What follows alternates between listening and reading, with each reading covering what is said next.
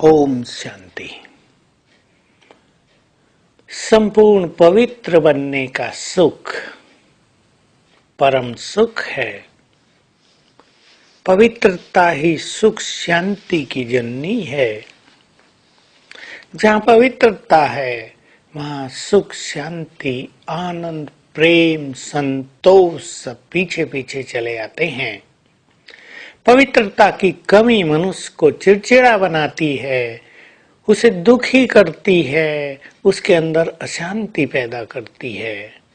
चाहे अशांति का कोई भी कारण हो, चाहे दुखों का कोई भी कारण हो, परंतु मूल में उनका कारण है अपवित्रता, अर्थात पवित्रता की शक्ति की कमी।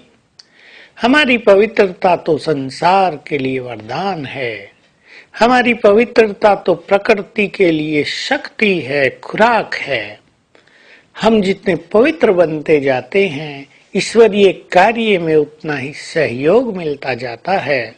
हमें अपनी काम वासना को संपूर्ण रूप से नष्ट कर देना है। काम की अगर सूक्ष्म इच्छाएं भी रह गई हैं, उनको भी समाप्त कर देना है। एक संकल्प करें, अब ये मेरा सब्जेक्ट ही नहीं है, मैंने इसको त्याग दिया है। मेरी तो नेचर ही संपूर्ण पवित्र है। ये न सोचे मुझे 5 साल पवित्र रहना, 10 साल रहना है, विनाश हो जाएगा, किसी भी तरह रह लें, बाबा की आज्ञा है रह लें। नहीं, ये हमारी नेचुरल स्थिति है। हम हैं ही पवित्र। सोचो हम परमधाम में कैसे थे, जब देव युग में आए तो हमारी प्योरिटी कैसी थी। पवित्रता ही तो सबसे बड़ी चीज है जिसे संसार ने भुला दिया है। मनोवैज्ञानिकों ने जिसके लिए बहुत गलत काम कर दिया, कह दिया काम वासना बड़ी नेचुरल है, और मनुष्य को अंधकार में डुबो दिया, वासनाओं के गर्त में डुबो दिया। तो ये मनोवैज्ञानिक मनुष्य के विनाश का, उसको पतन की ओर ले जाने का बहुत बड़ा कारण बन गए। अब बाबा ने स्वयं आकर स्पष्ट कर दिया, नो, पवित्रता तुम्हारा स्वधर्म है। तुम्हें इसका सुख लेना है तो संकल्प कर दें, अब पवित्रता ही मेरा जीवन है।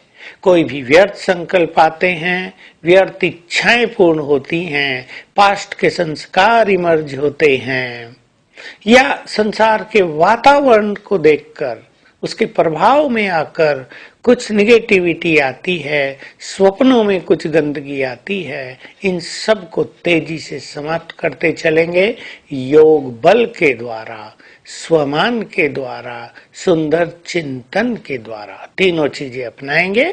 योग बल से हमारी शक्तियां सूक्ष्म रूप ले लेती हैं, चिंतन से हमारी शारीरिक शक्तियां यूज हो जाती हैं, और जो ये शक्तियां भोजन से बन रही हैं निरंतर, उसको यदि हम यूज करते रहेंगे तो हमारी प्योरिटी उतनी ही सरल होती जाएगी। इसके लिए अपने खान पान पर भी बहुत ज्यादा ध्यान देना है।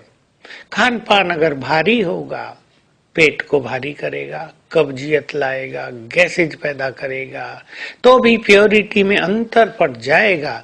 और अगर बहुत लाल मिर्ची खाएंगे, बहुत ज्यादा चाय पिएंगे, बहुत ज्यादा तला भुना भोजन खाएंगे, उससे भी हमारी इम्प्योरिटी बढ़नी संभव है।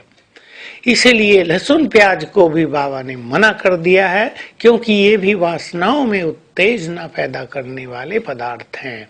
तो हम अपने अंदर प्योरिटी का बल बढ़ाते चलें, और हमें महसूस होगा जितनी प्योरिटी बढ़ेगी उतना ही योग सरल होगा। तो आज सारा दिन बहुत अच्छी फीलिंग में रहेंगे। मैं तो पवित्रता का देवता हूँ, देवी हूँ। मैंने यहाँ अवतार लिया है चारों ओर पवित्रता सुख शांति का साम्राज्य स्थापित करने के लिए।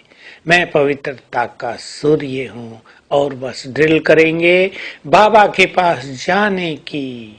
परमधाम में कुछ देर वहां बैठेंगे और वापिस आएंगे, देह में वापिस भ्रकुटी सिंहासन पर, फिर चलेंगे परमधाम में।